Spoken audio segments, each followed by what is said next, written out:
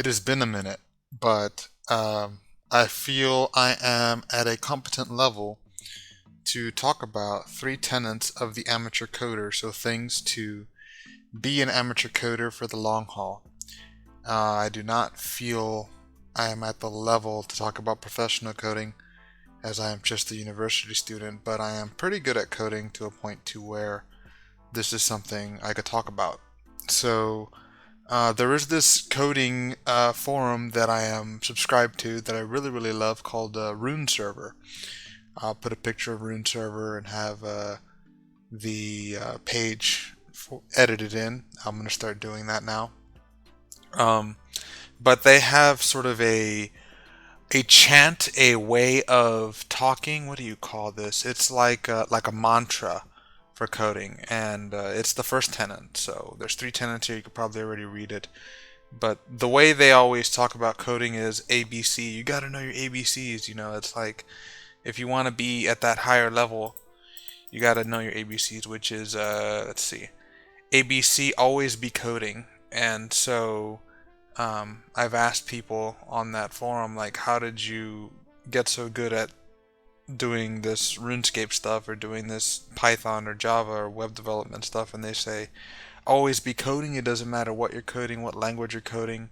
The only reason it would matter would be school or work, but they would basically say find something you are passionate about, do it every day, do not stop, make a lower limit like 30 minutes but not an upper limit, because sometimes you'll go on a roll and just code for 8 hours a day. You sort of force yourself to do it, but it has to be something you enjoy. Like for me, I really enjoy RuneScape. So RuneScape is a game I've been playing since fifth grade, and remaking it in Java is just fantastic. And I also like playing Minecraft, and there are communities that need a forum, so I'd like to make a forum in Node, so Java, Node, and I did some Flash stuff for RuneScape as well, and that really helped me in my amateur coding. So yeah, ABC.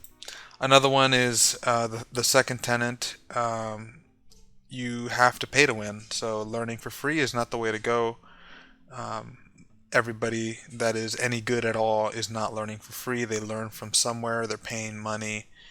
Everyone who pays has an advantage. The number one way is school, right? Especially if you're a beginner. If you're not a beginner and you've already gotten good, school may not be for you because it's really basic. The coding stuff that they teach in school is on the lower end when it comes to understanding, but most people are not at the higher end of understanding, so it's pretty good.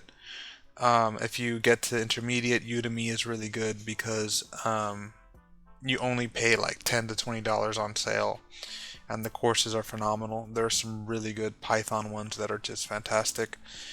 It's good to have coder friends. If you're a nice person and you have a good personality, you could get coder friends who will tutor you for free, and they could teach you things you could never learn on your own. Someone taught me Bootstrap, someone taught me certain Java principles for RuneScape development that were impossible for me to learn on my own. And so when they did that, it unlocked a lot of capabilities for me. It unlocked a lot of things that I would have never understood on my own. So that's the second one. You have to pay to win. Find good coder friends. They're not learning for free. The guy that's the best coder in the class, there's 100% chance he's not learning for free. He learned somewhere that he had to pay for. Okay. The last one is keep your health. This is one of the most important tenets. You will see there is a biography on Unix that I read, and I loved it. It had talked about people who were so dedicated to coding that they'd stay home for 10 to 12 hours and just code all day. And there was the guy that made C and C++. There's another guy. I don't remember what he made, but he was working on Unix, I believe, Ken Thompson. And I'm not sure exactly what he was working on, but he was one of the first people to work from home, and it was an odd thing back then, before 2000. And he would work at home for 10 to 12 hours a day, and he wouldn't come out of his home for weeks at a time. And the story goes that he made a lot of money just working from home like that. And he said he was changing the world from his own room, from his own study. And it's great, and he says he does all of his coding at night, but um, that's not that's not a that's like a, what would you call that, a culture, a coding culture. I personally do not subscribe to that because I think midnight coding is very unhealthy. But it is a culture that if you were to get really into coding, there is something about coding at night where your coding abilities are even better. Don't do that too often. I mean, it's really unhealthy. It's like carcinogenic, like cancer causing, unhealthy to be on a screen at night like that.